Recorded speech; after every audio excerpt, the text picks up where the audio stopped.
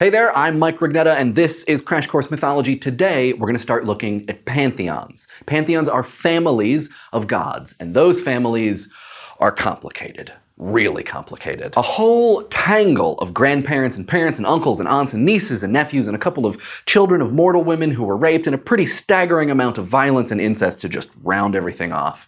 They have amazing feasts, but honestly, can you imagine Thanksgiving dinner with these people? I mean, Tote, you had a mistress and a wife and also somehow gave birth to yourself. How is that not awkward?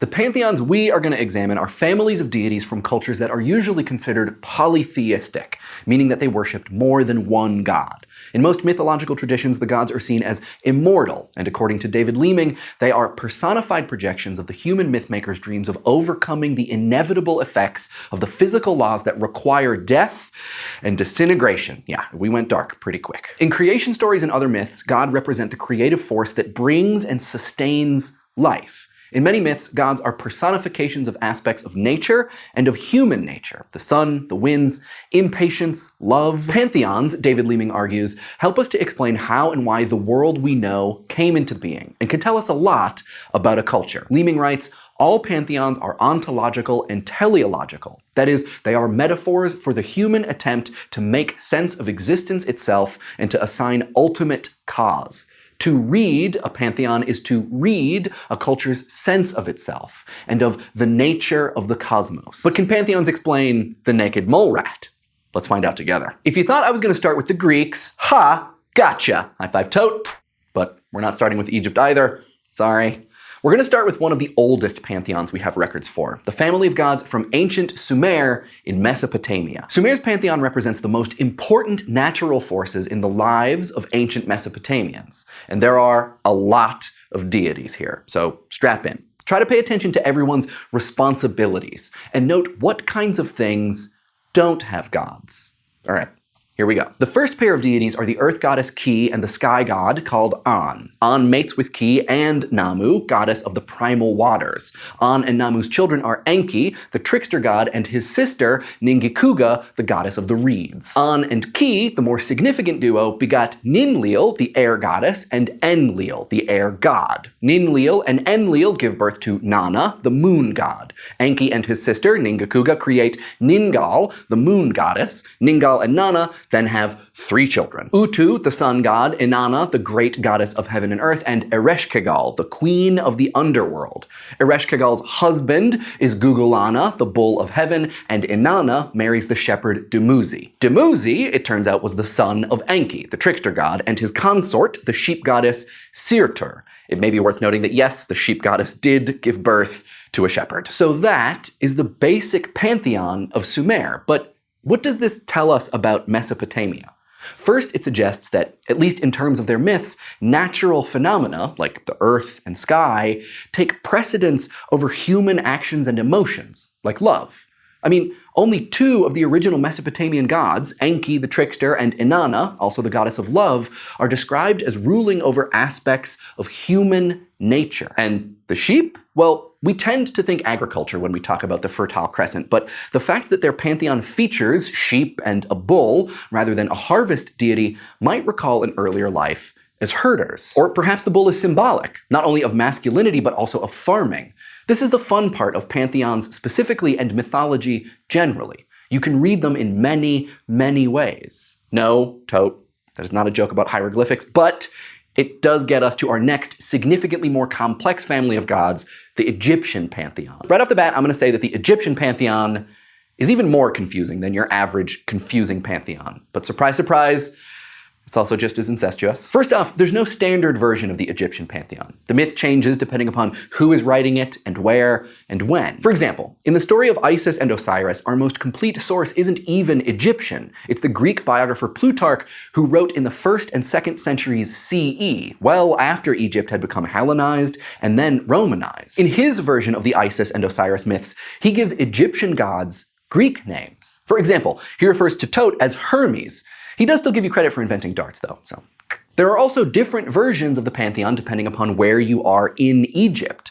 For the most part, we'll be sticking with the group of gods worshipped at the city of Heliopolis and headed by Atum or Ra. But we'll give a nod to the fact that in Thebes, the pantheon was led by Amun. And we can't forget the attempted monotheism of Akhenaten. That was classic. And just to make this even trickier, a lot of the Egyptian sources we have for myths are fragmentary, and they're spread out over thousands of years. So for simplicity, we're going to settle on the 9-god pantheon that forms the core of Egyptian religious belief. And it doesn't include Thoth. Sorry, pal. The Ennead, or 9 gods, was in place in Heliopolis by 2700 BCE and is the one found in the pyramid texts, which might be the oldest surviving set of religious texts in the world. At the top of this pantheon is Atum, aka Re, aka Ra, aka Khepri, aka Amun, or sometimes Amun-Ra, depending upon where in Egypt you are. This is why we're trying to simplify things. Atum is the great eye of the heavens and of creation. He was the spitter in our Egyptian creation story. Atum's creative Kaf creates Shu, the life spirit, and Tefnut, the world order or cosmos. This brother and sister pair mate and give birth to Geb and Nut. Geb is the spirit of life, and Nut is an Egyptian great mother goddess. The two are separated by their father, Shu, and Geb becomes earth, while Nut becomes the sky and the stars, which is a neat reversal of the whole earth mother, sky father thing. Like their parents, brother and sister Geb and Nut become the mother and father of the rest of the gods in this pantheon. Their children, Osiris and Isis, are probably the best known Egyptian gods, other than hawk-headed Ra. Osiris, god of the underworld and grain, kind of like a Demeter/Hades combo, was probably the most popular of the Egyptian gods. Because I mean, hey, who doesn't like food and death? He dies and is revived, which happens more than you would expect in myth. Actually, maybe exactly as much as you'd expect in myth. Isis is a goddess of the earth and the moon and is married to Osiris. The mystery cult of Isis was popular well beyond Egypt, into Roman times. And if you're not sure what a mystery cult is, guess what? That's the point. The second son and third child from the Geb-Nut pairing is Set. Set is a god of evil and darkness and is the nemesis of Isis and Osiris. He's married to his sister Nephthys, a goddess of death and dusk. Because, you know, if you're going to be married for all of eternity, it's nice to share interests. And the final piece of this puzzle is young Horus, not to be confused with old Horus, or the guy from Warhammer. He was conceived miraculously by Isis and Osiris after the latter's death, and he has aspects of a sun god. He's a light that defeats Set's darkness. Most important though, Horus, who is often depicted with the head of a falcon, not a hawk, not an ibis, is the spiritual force behind the pharaohs. I know that you're wondering when we're going to talk about Anubis, Bastet, and Sekhmet, but remember, for the sake of comparative simplicity, we're sticking by this 9-god pantheon. So what conclusions then can we draw from this basic pantheon? There are multiple versions of sun gods, with Ra representing both the sun and creation, and Horus representing both the sun and kingship.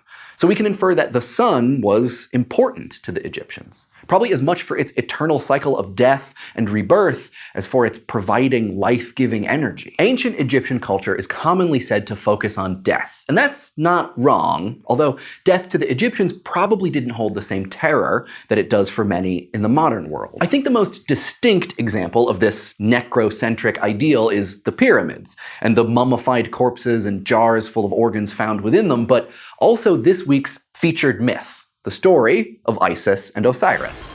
Take it away, Thought Bubble. Osiris was much beloved by the people of Egypt. He showed them how to cultivate grain, gave them laws, and taught them to honor the gods. His brother Set was envious, but wouldn't try anything while Osiris was away, teaching civilization to the world. But when Osiris returned, Set and 72 accomplices had a plan involving furniture. They had secretly measured Osiris's body and built a beautiful chest to his exact dimensions. At a party celebrating Osiris's return, Set suggested that whoever fit in the chest would receive it as a gift. Osiris gave it a shot, and when he lay down in the box, the conspirators nailed it shut and sealed it with lead. They threw it in the river and it floated out to sea. Isis, Osiris's wife, went looking for her husband and found the chest near the land of Byblos, where a great tree had grown up around it, encasing the coffin in its trunk. She cut away the wood around the coffin and lay upon it. wailing with such grief and power that the king's younger sons died of fear. Isis soon left the chest to visit Horus, and Set found the coffin while boar hunting. He cut up Osiris' body into 14 pieces and scattered them far and wide. Isis, discovering what Set had done, set out to search for the pieces. She found 13 of them, but not what Izanagi might have described as his excess. She buried the pieces where she found them, which is why there are so many graves for Osiris in Egypt. Set couldn't find the true grave of Osiris, and Osiris would be worshipped throughout Egypt. Win-win. Except for the fact that he was dead. Or was he? Thanks, Thought Bubble. This is one version of the story, but in another version, upon finding the body of Osiris, Isis and her sister Nephthys wept such a loud lamentation that Ra, the sun god, took pity on them and sent down jackal-headed Anubis to help Isis and Nephthys. The two sisters, with the help of Anubis, Tot, and Horus, pieced Osiris back together and wrapped him in linen bandages and performed the funeral rites. Isis flapped her wings over the body and Osiris revived. From then on, he became the king of the dead, ruling in the underworld. So this myth illustrates some central facets of Egyptian culture. One is the idea of Osiris as a king and a god, much like the pharaohs. Another is the role of mummification in Egyptian life, or death, or, well, actually both. The binding of Osiris and his revival is a promise to Egyptians of eternal life. According to David Leeming, Egyptians believed that every man would live eternal in the other world if only his surviving friends did for his body what the gods had done for the body of Osiris. As Osiris died and rose again from the dead, so all men hoped to rise like him. This myth also suggests that in Egypt, the pantheon is somewhat fluid, with gods performing numerous roles. Osiris goes from being the father of civilization to the ruler of the underworld, a role that in later Egyptian mythology will be taken over by Anubis, while Set is the source of evil and trouble, the jealous younger brother, always trying and sometimes succeeding to take the place of his older brother. There's a tendency to view pantheons as explanations of natural phenomena that correspond between particular gods and particular aspects of nature, like the sun's rising and setting. But often the gods resist falling into such restrictive roles. And as myths like Isis and Osiris show, it's the particular stories that matter to people, as much if not more than who is the goddess of what and why. Just ask Saga, Norse goddess of storytelling. We're going to meet her really soon. But until then, thanks for watching. We'll see you next week. Check out our Crash Course Mythology tote bag, and poster, available now at dftba.com. Crash Course Mythology is filmed in the Chad and Stacy Emigoltz studio in Indianapolis, Indiana, and is produced with the help of all of these nice people.